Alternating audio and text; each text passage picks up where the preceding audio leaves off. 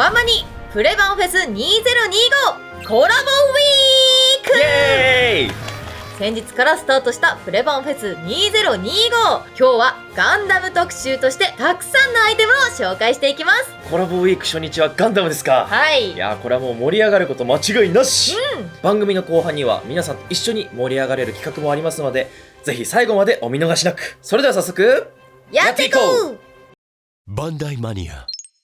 まずはメタルロボット魂サイド MS マイティストライクフリーダムガンダム最終決戦バージョンです。はい、今回は企画担当の寺島さんに来ていただきました。お願いします。お願いします。お願いします。バンダイスピリッツコレクターズ事業部の寺島と申します。よろしくお願いします。お願いします。よろしくお願いします。早速商品のポイントを教えてください。はい、今回は、マイティストライクフリーダムガンダムということでメタルロボット魂に商品化させていただくんですけれども、過去にクラウドディフェンダーと、その本体のストライクフリーダムガンダム錦の方はすでに商品化しておりますので、またマイティとして商品化するにあたり新たな商品価値をつけるためにですね、はい、今回ダメージ表現というのをしております。ポイントは3つぐらいありまして、まず1つは機体に刻まれたダメージの造形、こちらを新規造形で再現しております。大きく3箇所ぐらいありまして、はい、1つは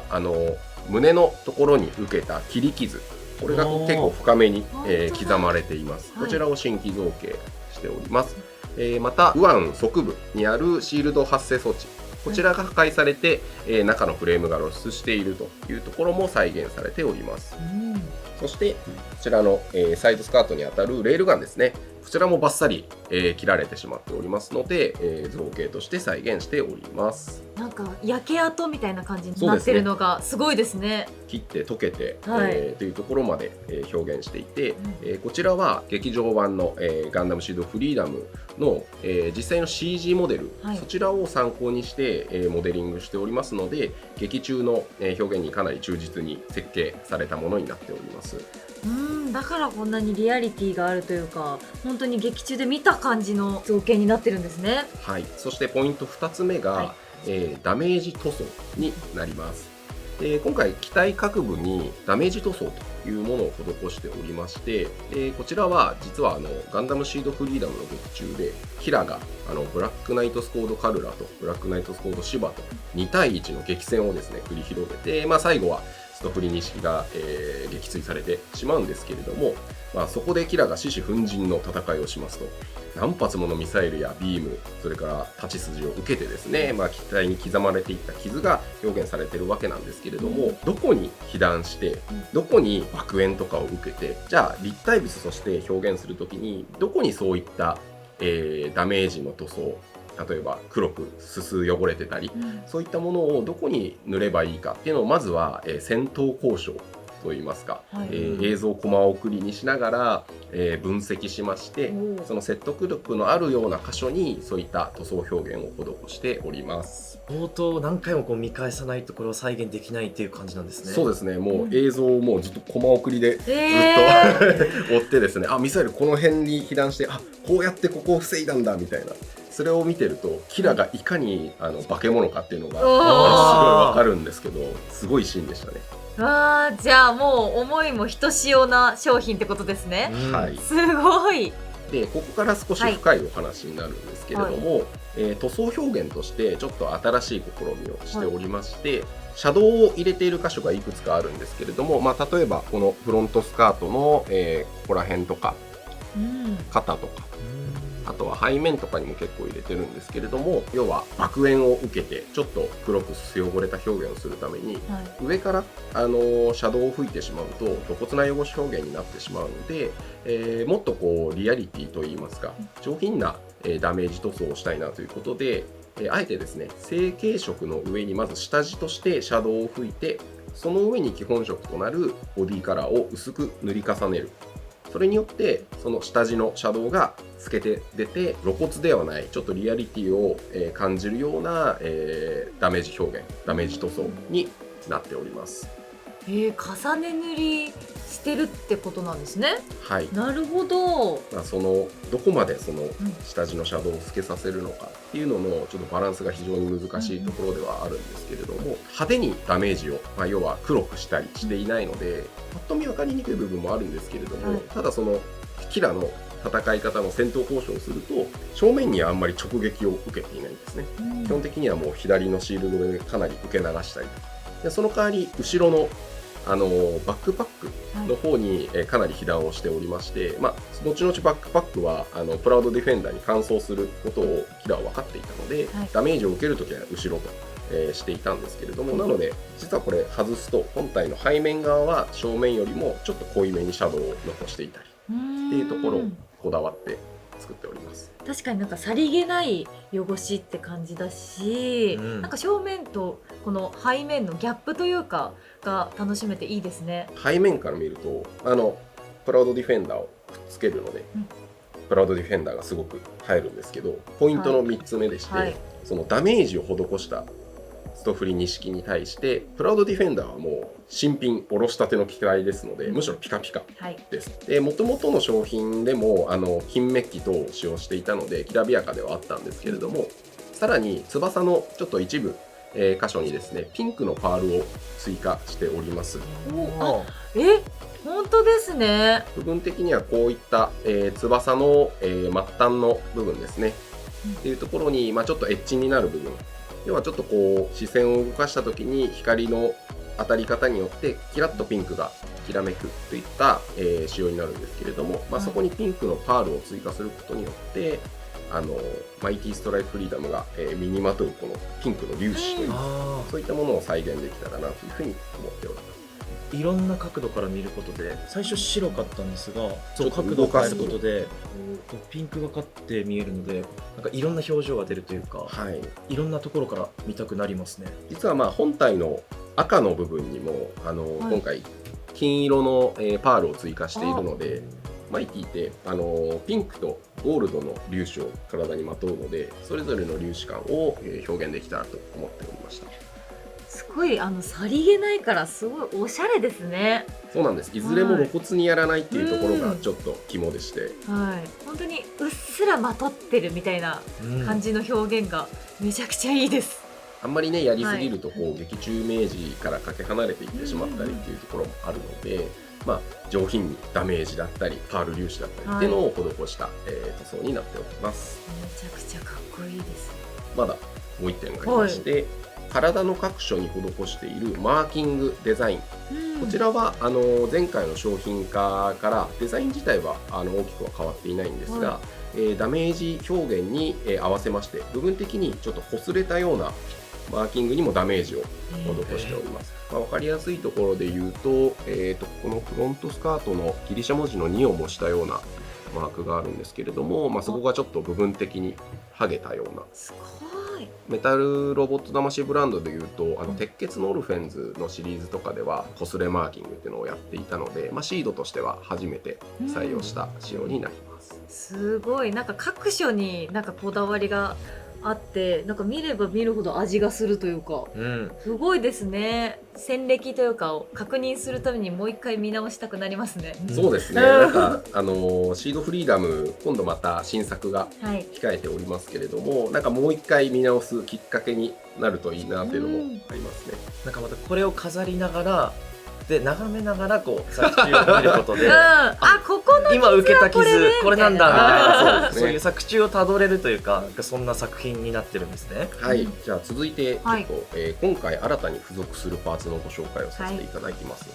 今、こちらに展示しているもののですね、頭の横にちっちゃいパーツが実はいるんですけれども、ですよね。ストフリ錦とプラウドディフェンダーがエンゲージしてですね、その後無数のミサイルに襲われるんですけれども、その爆風が開けた時に、ラックスがですね頭の横に浮いていて、でそこで BGM としてミーティアが流れる、あの名シーン、あれを再現するための、ミニラクスフィギュアが付属しております。すごい。いや僕もこの角度からずっとこう見てて、いるじゃんって思ってて、肩に乗ってる感じになってるんですね。そうですね。バックパックに接続するジョイントパーツに、ラクスを接続できるような、支柱をさせるように、しておりまして、頭の横に、疑似的になんですけれども、浮いているかのように見せれる、仕様となっております。このナックスもなんかさりげない感じのなんか塗装というか光り方がいいですね。そうですね、細かい塗装まではねあまりにも小さいのでできないんですけれども、ちょっとパールっぽいような仕上げになっております。そしてですね、付属品もう1個ありまして、この機体の特徴である仏の御霊という刀を所持しているんですけれども、各、劇中のシーンでやはりこう剣を突きつけたりとかするとパースが効いてすごくかっこいいシーンがたくさんあるんですけど、そちらを再現するための、パース付きの、仏の御霊が新たに付属いたします。めちゃくちゃ長いですね。パースが効いてない方の方も付属するので、ポージングによって使い分けていただけたらなというふうに思っています。ポージングの幅が広がるということですね。そうですね、よりこう迫力が出るといいますか、いい意味でハったりが効くというか、展示しててポージングしてて楽しいパーツかなというふうに思います。寺島さんありがとうございました。ありがとうございました。続いてリアルグレード144分の1スケールシナンジュスペシャルコーティング、リアルグレード144分の1スケールサザビースペシャルコーティングです。ここからはホビーディビジョンのブルースさんと一緒にご紹介していきます。はい、ブルースです。本日はよろしくお願いします。お願いします。よろしくお願いします。早速こちらがシナンジュですね。こちらのシナンジュなんですけども、一般店頭販売されている、シナンジュ、こちらに、2種類の、赤のメッキを加工したものになっております。また、白のパーツや、金の部分にもメッキや、チタニウムフィニッシュがかかっておりまして、よりこう高級感あふれる、ものになっております。一見すると赤2色って思ったんですけど、ここの部分とこっちのベースの色がちょっと違いますもんね。そうですね、はい、ちょっと朱色のような感じの赤と、こう深みのある、赤色の2種類のメッキをこちらの方で採用しています。ただのメッキ加工じゃなくて、いくつも工程を踏まえた上でこの加工をしているという感じですかね。そうですね、アルミの方をまず、蒸着させてから、クリアカラーを、その上から塗っているような形でこの輝きを出しているので、とてもこう特別感のある、色にはなっているかなと思います。光が当たった時のツヤ感とかが本当に綺麗ですよね。そうですね、ちょっと、半ツヤのような感じの仕上げになっているので、光沢感もあるし、なおかつこう重厚感もあるような仕上がりになっているかなと。やっぱりこうシナンジュらしいこう非常に豪華でこう威厳のある感じがね、ひしひしと伝わってきます。ねえ。黒もちょっとこう光沢のあるような成形になっているので、そういった部分でもメリハリはついているかなと。やっぱりあとこの金色のメッキのこのエングレービングの部分のメッキが、そうこのシナンジュたらしめてるというか、特徴をこうしっかり引き出してくれているかなと思います。確かにこのネオジオンのエンブレムもなんかより一層輝いて見えますね。キラッとしてますよね、このベースの黒が割とマットっぽいので質感の違いがいいですね。裏のこの白い部分も結構ツヤ感とか質感すごいいいですよね。はい、そちらが白色の、チタニウムフィニッシュと呼ばれる、メッキの、一種のものを、使用しています。本物の金属感というかが出てますよね。思わずこう触ったら冷たそうな感じもするよね。ねえ、本当に。しっかりそのフロンタルのキャラクターをこうイメージできているような白さというか、ちょっとこう冷たさっていうのは出ているかなと思います。このビームエフェクトもついてくるんですよね。そうですね、はい、ここはしっかり付属しているので、こういった形でサーベルとかアックスとかみたいなところにこう装着させてポーズを取らせることも可能です。このビームエフェクトもこのギザギザ感とか鋭い感じとかすっごいいいですね。めちゃくちゃかっこいいです。さあ、そしてこちらがフルフロンタルになります。見えますかね。フルフロンタルも赤のメッキになってるのがいいですね。はい、いやもうこの顕微鏡サイズですよね、これ。でも肉眼で見るとこうしっかりこうフルフロンタルだなっていうのがこう分かるんですよ。そう、髪の長さとかね。そうそうそう。あと服装とかもこのサイズ感で再現されてるのがびっくりしました。このねブーツの造形とかもねめちゃめちゃ細かいです。あとは RG のシナンジなんですけれども、拡張セットがホビーオンラインショップの方でもお取り扱いをしているので、もし機会があればそちらの方もぜひ見ていただけたらなと思います。はい。ではブルースさん、続いて RG サザビーの方も教えていただけますでしょうか。はい、じゃあこちらの、RG のサザビーの、スペシャルコーティング、こちらもですね、メッキの方、まずこの赤色のメッキなんですけども、こちら2種使用しているので、先ほどのシナンジと、同様に2つの赤色で回調を生んで、しっかりこうメリハリのあるボディを再現しておりまうす。ん。であとフレームの方にはメタリック成形を使っているので、そこら辺もしっかりちょっと豪華なというか重い感じのものになっています。重厚感ありますね。なんかやっぱ2色使われていることで奥行き感というか、なんか情報量が加わって本当なんか見てて飽きないですね。そうですね、RC 全般に言えることなんですけども、しっかりそのパネルラインっていうところもかなり意識しておりまして、そういったところの色分けをしてあげることで、おっしゃる通りちょっとよりメカというか、情報量を上げることができているかなと思います。やっぱこのサザビーのこの曲線美っていうのが美しいと思っていて、ここの光の当たり方とかでこう陰影がはっきりしてるじゃないですか、そこがこの塗装によってより強調されてる気がしますね。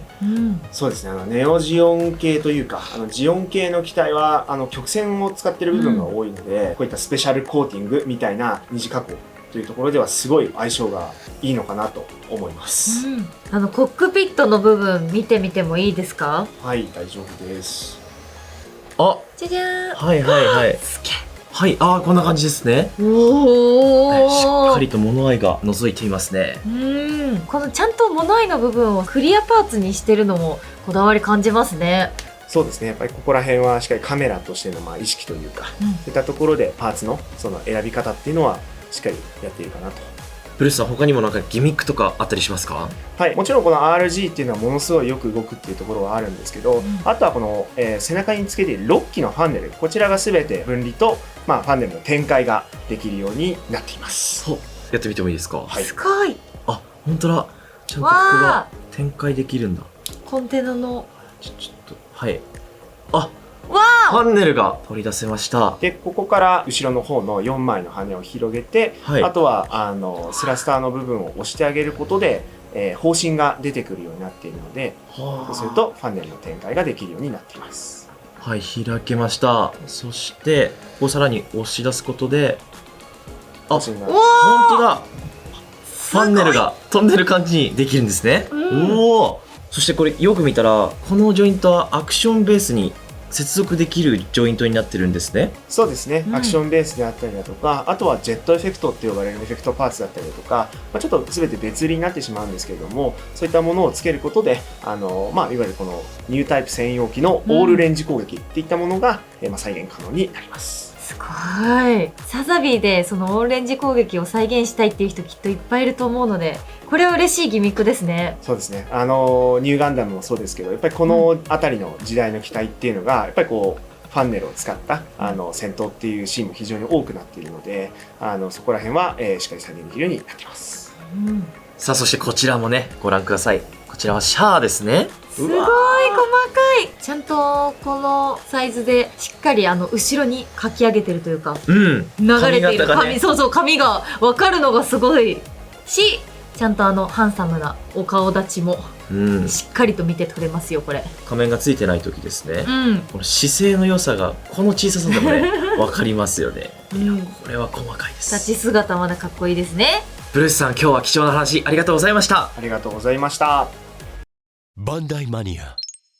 ここからはライフスタイルアイテムの紹介です。実際に私たちが着用しながら紹介していきます。機動戦士ガンダム鉄血のオルフェンズ鉄火弾ハッピー。劇中に登場する鉄火弾の発表をイメージした商品です。胸元とさらに背中にも鉄火弾のマークをデザインしています。機動戦士ガンダムジークアクスジオン軍イメージネックレス。はい、私たちが実際に着用しているんですが、こちらになります。全4種です。チータルは誰のをつけてるんですか？僕はエグザベオリベをつけてますよ。はい、私はシャーズナブルをつけてます。そしてこちらがシャリアブルをイメージしたネックレスで、こちらがコモリをイメージしたネックレスとなっております。みんなね、ほら首の元にあるデザインとかがさ、そうデザインか、そうイメージになってて、それぞれさこうラインが入ってたりとかさ、シャリアブルとかだったらここがラインストーンになってたり、黄色のラインストーンがね、そうすごい細かいよね。さらにこのネックレスの留めがロゴになってるんですよ。ジークアクスの、ね、文字が刻まれてますよ。めちゃくちゃおしゃれだよね、そして存在感抜群。さらに、こちらはオリジナルボックスに入れてお届けということで、この箱に入って商品が届きます。機動戦士ガンダム鉄血のオルフェンズクーデリアのイヤーアクセサリー。劇中でクーデリアが着用しているイヤーアクセサリーをイメージした商品。ピアス、イヤリングの2種展開。鉄火弾マークをモチーフにしアメジストをあしらったイヤーアクセサリー。機動戦士ガンダム鉄血のオルフェンズマフラータオル三日月オーガスマフラータオルオルガイツカ。こちらは三日月オーガスとオルガイツカの名前を当て字にしたデザインです。こちらは作中にも登場する当て字となっております。機動戦士ガンダム鉄血のオルフェンズシノのイヤーアクセサリー。ノルはシノが着用しているピアスをイメージしたアイテム。ピアス、イヤリングの2種展開。機動戦士ガンダム鉄血のオルフェンズつながるアクリルスタンド。こちらは台枝を連結することができるアクリルスタンドになっております。好きなキャラクターをつなげて飾ることが可能なんです。そしてこちらはなんと45種類。今回は多すぎてなんと乗り切りませんでした。なので一部を見ていただいております。まだまだいきますよ。クラブ魂メンバーズ優先販売メタルビルドホースインパルスガンダム。インパルスガンダムが対関東エクスカリバーと分離合体機能を備えてメタルビルドに登場。フリーダムガンダムコンセプト2などを手掛けたスタッフによる合金の輝きを生かしたデザインアレンジに加え、分離合体ギミックはもちろんのこと、フォースシルエットやエクスカリバーにも独自のギミックを搭載。シードシリーズメカ作画監督である重田聡氏が監修を担当。機動戦士ガンダムお薬手帳ケース。機動戦士ガンダムに登場する地球連邦宇宙軍シャア・アズナブルザビ家をモチーフにした特別仕様のお薬手帳ケースです。それぞれのエンブレムパーソナルマークなどを白押しと片押しで表現。お薬手帳をはじめ診察券などカード類を差し込むポケット付き。ガンダムシリーズのステーショナリーも販売中。ここからは甘い商品が登場です。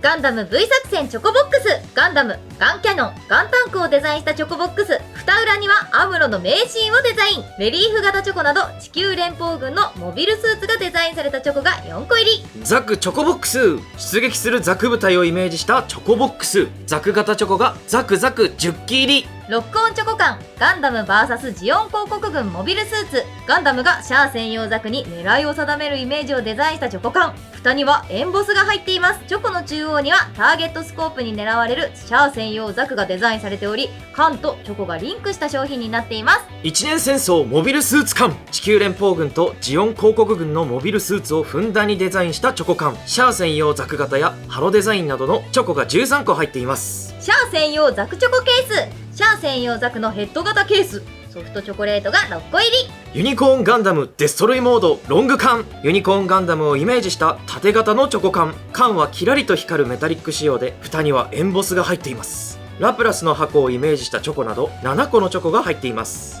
バンシーデストロイモードチョコ缶。バンシーをイメージしたチョコ缶。缶はキラリと光るメタリック仕様で、蓋にはエンボスが入っています。大きく機体がプリントされたチョコなど8個入っています。